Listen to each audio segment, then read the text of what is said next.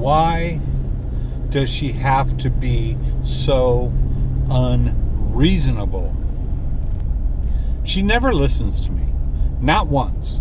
She just does what she wants to do, and it makes me so mad. Honestly, if you've ever said that before, either today or any time in the last couple of days, last couple of months, maybe even the last couple of years, then you, my friend, you are super lucky.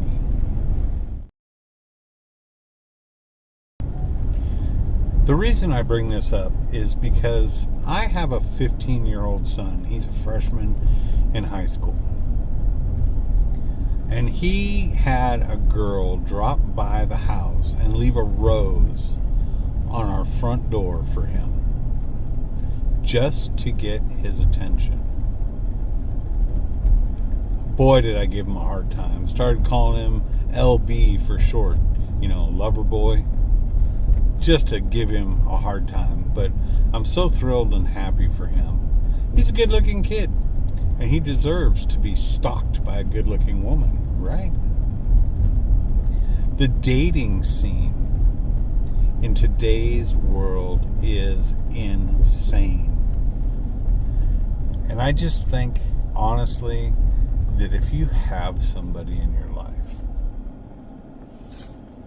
somebody that you can really love, someone that's not only your lover but your best friend, your companion, you do everything together, you do everything for each other, and he or she, if you're a guy or a girl, sorry, I go with the whole guys with women, women with guys thing. It's not interchangeable for me, but anyway, I digress.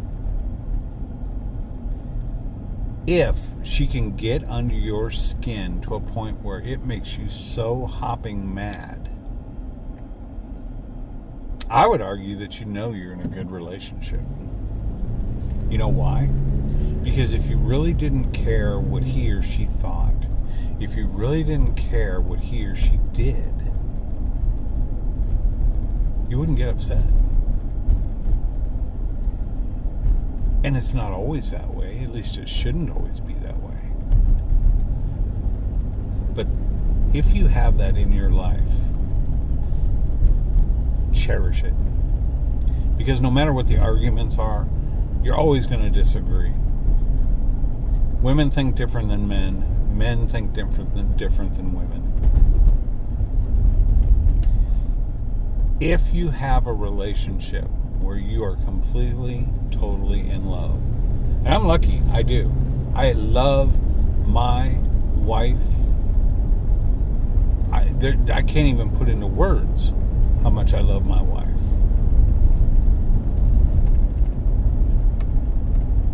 Then we're lucky, because there's a lot of people out there, I'm sorry, that are single and lonely. So count yourself lucky if you have that frustration in your life. I know I do. I just got done seriously saying that not too long ago, because she frustrates me that much sometimes. But she frustrates me that much because I love her to death. And if you have that, you are so lucky. I'll be 59 in May. The dating scene has changed so much. And if you stop and take the time to think about what kids today, like my kid who's 15, who's just starting to get that interest in girls, have to put up with, have to face, have to deal with spoofing and all the things that can be done online, as far as like the online dating and all of the new technology that seems to be intermingled and mixed with that. It's not like the old days where you could just like a girl. You have to have this online presence. You have to have, I don't know, it's just completely different than what it used to be. We're lucky. Now, the good news to go along with a lot of that is that it seems like the trends now are leaning more and more towards committed relationships, at least in the United States. So, and being more real about who you are as a person, and loving someone or caring for someone, not just on a superficial basis, but loving and caring for someone for who they really are seems to be on the uptick, the upswing. In other words, a lot of the fakeness and things that we see in the popular media and all that stuff, most kids see right through that today. And they go more for authenticity, and they go more for realistic expectations as opposed to what we see out there. But again, I'd be lost in the dating world today. First of all, I can't picture myself ever being back in the dating world again, but if I was, I would be pretty well lost. And I think it would be, especially for me or anyone that's an older American, I think it's going to be a lot harder.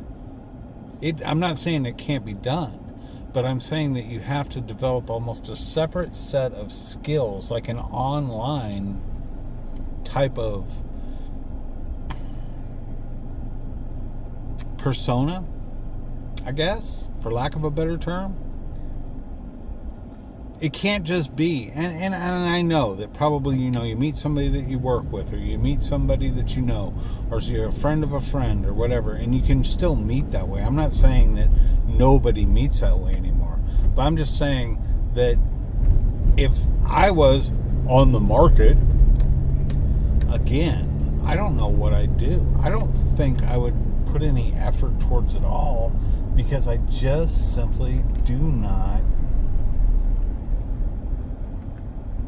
think I could do it. I mean, I don't know, maybe I could, but it seems like an awful lot of effort to go through to meet somebody. Am I crazy?